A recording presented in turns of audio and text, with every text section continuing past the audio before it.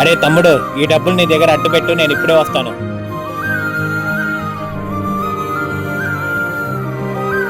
అరే తమ్ముడు, బుజ్జిగాడు వస్తున్నాడులే కానీ నన్ను అడిగితే లేనని చెప్పి.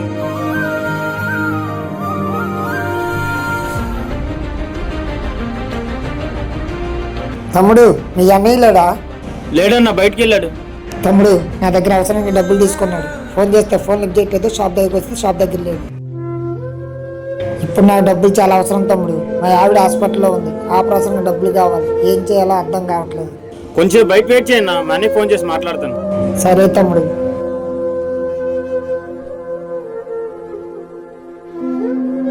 అరే తమ్ముడు, ఆడు వెళ్ళిపోయాడా?